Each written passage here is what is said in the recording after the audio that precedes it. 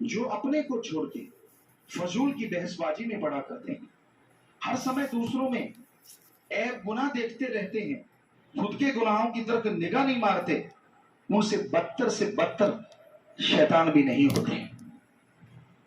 देखिए, हर धर्म कह रहा है, और यही बात ईसाई धर्म में भी लिखी है कि इंसानियत के प्रति जो वफादार नहीं, जो दूसरों की बहस में हर समय लगे रहते हैं, अपने बारे में नहीं सोचते, जो दूसरों की तरफ देखते रहते, उन्हीं में कमियां निकालते रहते हैं, उनसे घटिया इंसान कोई दूसरा नहीं होता। और साफ साफ लिखा है सारे धर्मों में। कई लोग कहते हैं हम तो धर्म को मानते नहीं, फिर उसका नकाब क्यों पहनते हो, उसका पहनावा क्यों पहनते हो? अगर पहनावा पहनते हो तो धर्म को माना भी करो, धर्म को बदनाम मत करो उसका पहनावा पहन पहन के। धर्म का पहनावा पहनते हो, आपके साथ जिम्मेवारी जुड़ जाती है कि आप उन गुरु पीर पैगंबर ऋषि मुनियों की औलाद हैं जिन्होंने वो पवित्र बाणी लिखी, पवित्र वचन लिखे। लानत ऐसे लोगों पे और लानत ऐसे जन्म देने वालों पे जो ऐसे लोगों को पैदा करते हैं, जिनका धर्म एक माहौल है, मजाक है। कमियां उनमें होती हैं, लोग धर्मों को बुरा कहते हैं। कोई धर्म बुरा नहीं, हम गारंटी देते हैं। हम एक शेर कहा करते हैं, ना हिंदू बुरा है, ना ही सिख ईसाई मुसलमान बुरा है। ना हिंदू बुरा है, ना ही सिख ईसाई मुसलमान बुरा है, बुराई पे उतराए वो इंसान बुरा है। धर्म बुरे नहीं होते, जो बुरे कर्म करने लग जाते हैं, जिनकी सोच घटिया होती है, जो गंदगी के कीड़े होते हैं, उनका कोई धर्म नहीं होता, कोई मजहब नहीं होता, बल्कि दिखावा कर करके धर्मों का वो बदनाम करते हैं धर्मों को। ऐसे लोग गलत हो सकते हैं, धर्म गलत नहीं होता, मजहब गलत नहीं होता। धर्म तो सही है, 100% सही है। भाई, इंसान को कभी और की तो छोड़ो, अपने मां बाप की भी निंदा नहीं करनी चाहिए। हमने देखा है नौजवानों को बैठे बैठे अपनी मां की, अपने बाप की निंदा करने, अपने भाई की, बहन की निंदा करते हैं। क्यों भाई? और आगे ऐसे बेकार दोस्त होते हैं, हाँ में हाँ मिलाते, हाँ अच्छा, हाँ यार तेरे साथ बुरा किया, ओ यार तेरे साथ ऐसा किया। लानत ऐसी दोस्ती पे। दोस्त को क्या कहना चाहिए? अरे यार, जिस माँ बाप की निंदा कर रहा है तू भी उसी का खून है, आज उनकी निंदा कर रहा है, कल को लोग ये कहेंगे खून तो उन्हीं का है, तू कहां से अच्छा होगा।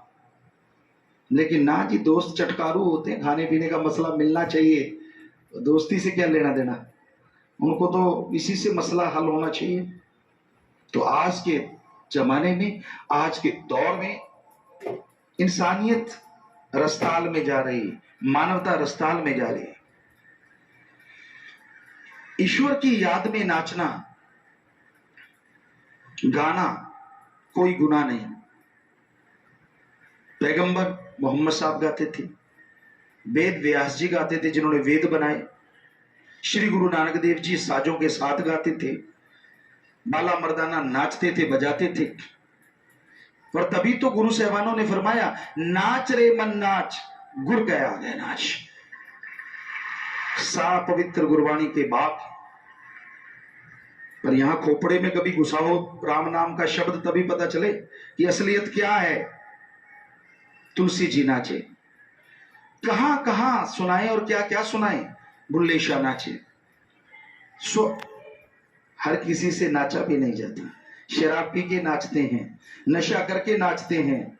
नाम खुमारी में तो राम नाम के पुजारी नाचा करते हैं, जिनके अंदर अल्लाह वाहिगुरु की ललक होती है, तड़प होती है, वही नाचते हैं।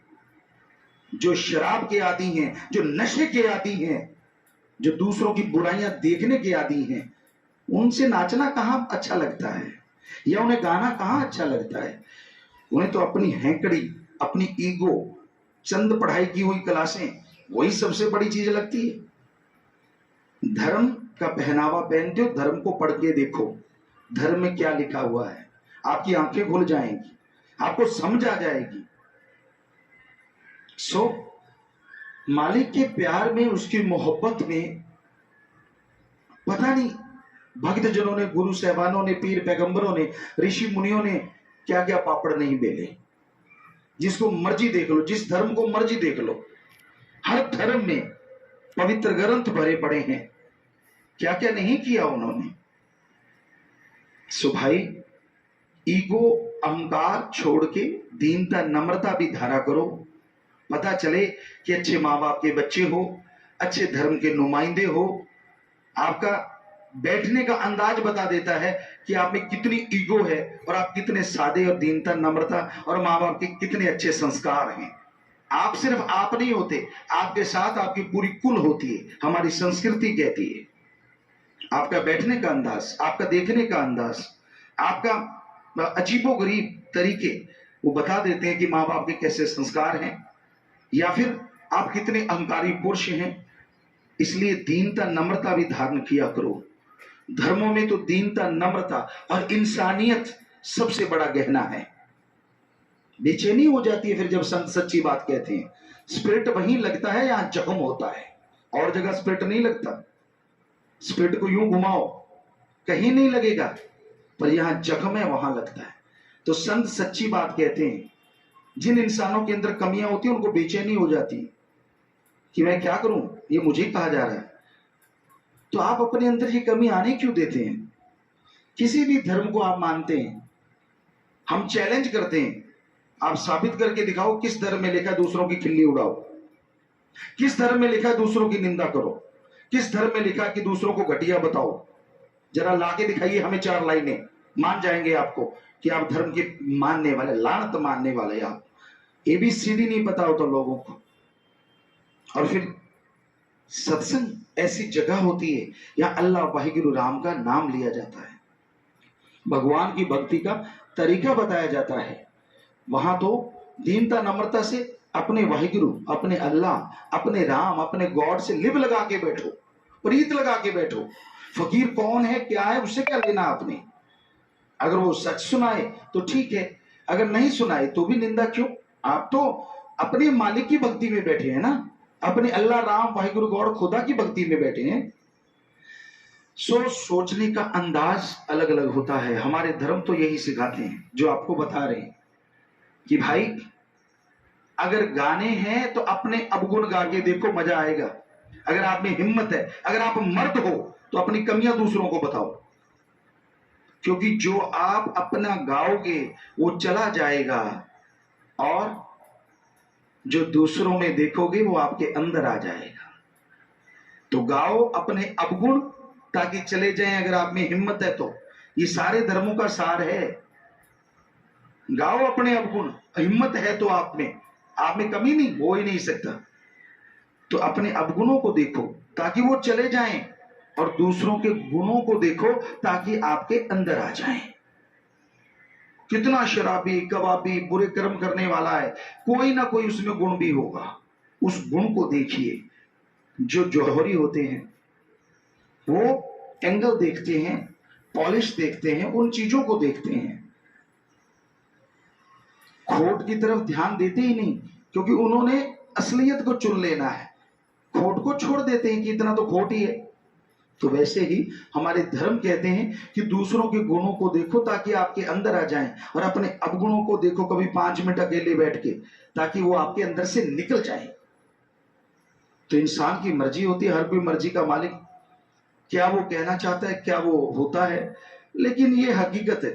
फकीरों के सामने जब इंसान बैठता है पता चल जाता है कि वो कैसा है, कैसी उसके अंदर ईगो है, कैसी दीनता नम्रता है, क्या वो धर्म को मानने वाला है या धर्म का दिखावा करके उसको बदनाम करने वाला है। क्योंकि धर्मों में तो कभी किसी का बुरा करना सिखाया नहीं, ठगी बेईमानी भ्रष्टाचार सिखाया नहीं। सो इंसान हर कोई मर्जी का मालिक है। हमारे महापुरुषों ने फरमाया, सिख गुरु साहबानों ने फरमाया, कलयुग में कर्म धर्म नहीं कोई, कलु का जन्म चंडाल के होए। कि ऐसा टाइम आएगा जो धर्म का दिखावा करेंगे लेकिन धर्म के कर्मों के फरकच्चे उड़ाएंगे।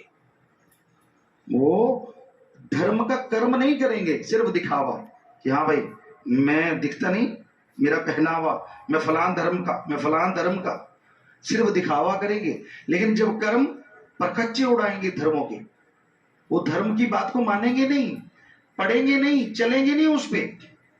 तो कलयुग में कर्म धर्म नहीं कोई, कलु का जन्म चंडाल के होए। जिस तरह चंडाल बेरहम होता है, कहते जो पशुओं को काटना, बेरहमी से उड़ा देना, उन्हें चंडाल कहा गया। तब खाल उतारना, मांस नोचना, तो ऐसा हो जाता है, वो धर्मों को नोचता है, धर्मों को